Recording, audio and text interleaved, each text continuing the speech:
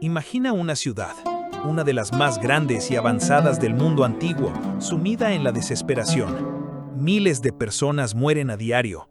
Las calles están llenas del lamento de los cánticos fúnebres y una plaga devora a Atenas sin piedad. Los habitantes han sacrificado a cientos de dioses, a cada deidad conocida, pero nada funciona. Es el siglo VI a.C. y esta poderosa metrópolis se arrodilla, impotente, ante una calamidad incomprensible. ¿Qué haces cuando tus dioses te fallan? ¿Cuando la esperanza se desvanece con cada vida que se pierde? Pero detengamos un momento el reloj en esta escena de angustia griega. Avancemos unos 600 años. Un hombre, un apóstol llamado Pablo, estará de pie en esa misma ciudad, Atenas, y con una astucia y sabiduría divinas conectará esta antigua crisis con la revelación del Dios verdadero. ¿Cómo? Gracias a un peculiar altar con una inscripción que decía, al Dios desconocido.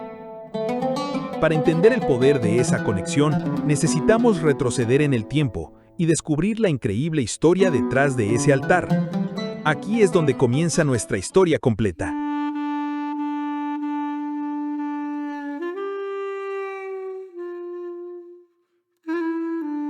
Un consejero ateniense llamado Nicias es enviado al oráculo de Pitia, en Delfos, la fuente más sagrada de sabiduría en el mundo griego, buscando desesperadamente una solución a la plaga.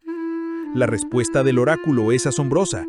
La plaga no es por un dios conocido, sino por un dios ofendido cuyo nombre ni siquiera el oráculo sabe. La solución: deben enviar un barco a la isla de Creta y traer a un hombre llamado Epiménides. La sacerdotisa asegura que él sabrá cómo apaciguar a este dios desconocido y liberar a Atenas.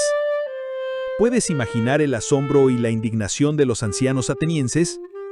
¿Debemos apelar a un extranjero? Pero la desesperación es más fuerte que el orgullo. Epiménides, un héroe cretense, es convocado.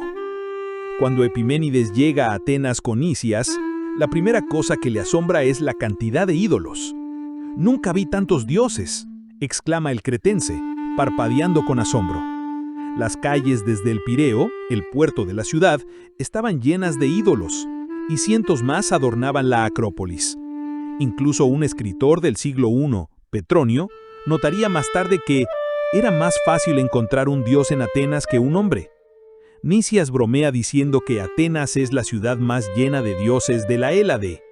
Pero Epiménides, con un aire misterioso, sugiere que precisamente esa saturación de deidades es el problema.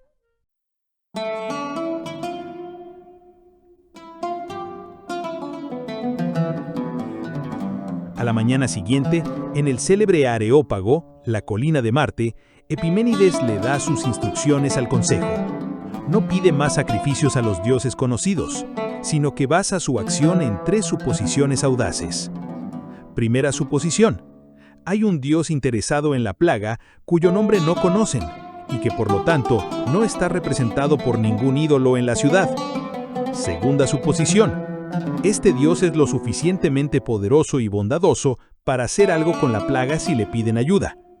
Tercera suposición: un dios lo suficientemente grande y bueno para ayudarles en su ignorancia, también es misericordioso para favorecerlos si reconocen su ignorancia y lo invocan. Luego, instruye a los atenienses para que traigan un rebaño de ovejas sanas, blancas y negras, hambrientas. Las libera en la ladera y les indica a los hombres que sigan a cada oveja, marcando el lugar donde cualquier oveja se tumbe a descansar. Epiménides entonces hace una oración profunda y confiada al Dios desconocido, pidiéndole que revele su disposición a responder, haciendo que las ovejas de su agrado se tumben, sean blancas o negras. Esto es un paralelismo con la acción de poner el vellón de Gedeón, pero Epiménides lo hizo con el rebaño entero. Ante el asombro de todos, varias ovejas, a pesar de su hambre, se tumban en la hierba. Este suceso, inexplicable bajo circunstancias normales, es visto como una respuesta divina. Epiménides ordena construir altares en cada uno de esos lugares. Y lo más importante, la inscripción en cada altar sería Agnosto Theos, a un dios desconocido. La plaga cesó en una semana.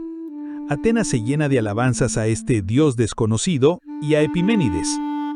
El consejo le ofreció un pago, pero él lo rechazó, pidiendo en su lugar un tratado de amistad entre Atenas y Gnosos. Años después, aunque la gente empieza a olvidar, dos ancianos, uno de ellos Demas, deciden preservar uno de esos altares y la historia de Epiménides para la posteridad. Querían que las futuras generaciones supieran que este dios ya había intervenido en los asuntos de su ciudad. Esta tradición fue registrada como historia por el autor griego Diógenes Laercio en el siglo III después de Cristo. Otros escritores como Pausanias y Filóstrato también se refieren a altares a un dios desconocido. Avancemos unos 600 años. El apóstol Pablo llega a Atenas. Lucas, el historiador del primer siglo, nos cuenta en el libro de Hechos que el espíritu de Pablo se indignaba al ver la ciudad entregada a la idolatría.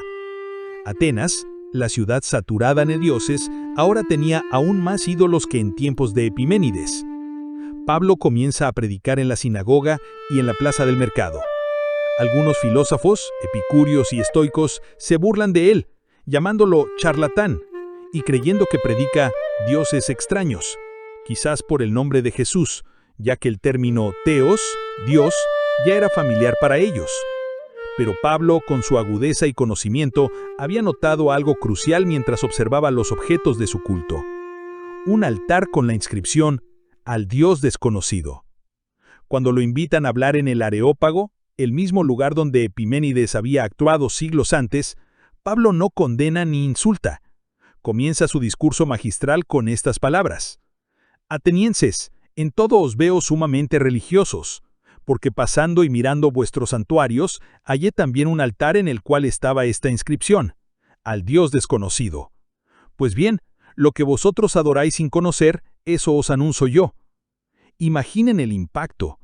Pablo no introduce un Dios extraño, sino que identifica al Dios cristiano como el mismo Dios que ya había intervenido en la historia de Atenas, a quien ellos ya habían intentado adorar en su ignorancia.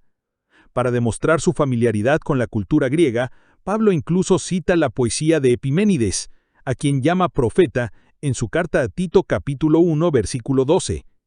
Esta es una prueba clara de que Pablo no solo conocía la historia, sino que la respetaba como evidencia de la búsqueda de Dios por parte de los gentiles.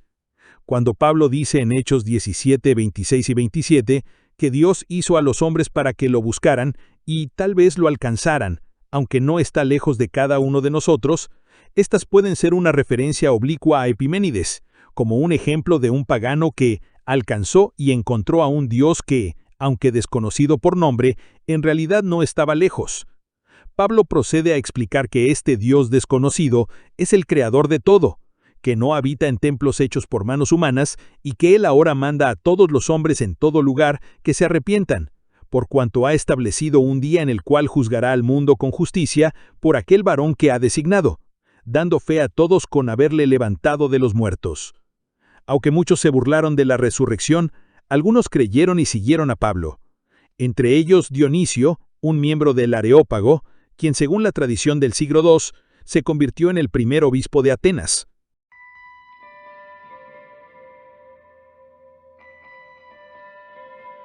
La historia de Epiménides y Pablo es un ejemplo brillante de lo que Don Richardson llama las semillas de verdad o analogías redentoras, que Dios ha sembrado en todas las culturas. Richardson argumenta que Dios no es un espectador pasivo, sino que participe activamente en la historia de todos los pueblos, preparando sus corazones para el Evangelio. Este concepto es parte del factor Melquisedec, que describe la revelación general de Dios a través de la naturaleza, la historia y la conciencia, precediendo a la revelación especial bíblica. Así como Melquisedec, un sacerdote pagano, bendijo a Abraham antes de la ley, mostrando una conciencia de Dios más allá de las fronteras de Israel, Epiménides representa un conocimiento precario de Dios, o verdades preexistentes en la cultura griega. Pablo no impuso una religión extraña. Él reveló que el Dios de Israel y Jesucristo era el mismo Dios que los atenienses ya habían estado buscando. Demostró que el Evangelio no destruye lo que es válido en la filosofía o tradición de una cultura, sino que lo cumple y le da sentido. Dios no se dejó sin testimonio en ninguna parte del mundo. Hechos 14:17.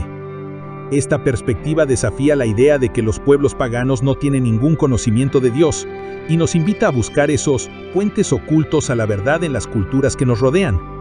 Así como Epiménides actuó como un profeta para su tiempo, mostrando la existencia de un Dios más allá de sus ídolos, Pablo, siglos después, usó ese testimonio preexistente para presentar al Dios verdadero, el que ya había puesto a la eternidad en sus corazones. Eclesiastés 3:11. ¿Y tú? ¿Has notado cómo Dios se ha revelado en tu propia cultura o en otras, preparando los corazones para la verdad? Deja tus comentarios abajo. Y no te pierdas nuestros próximos videos donde exploraremos más a fondo estas fascinantes semillas de verdad alrededor del mundo.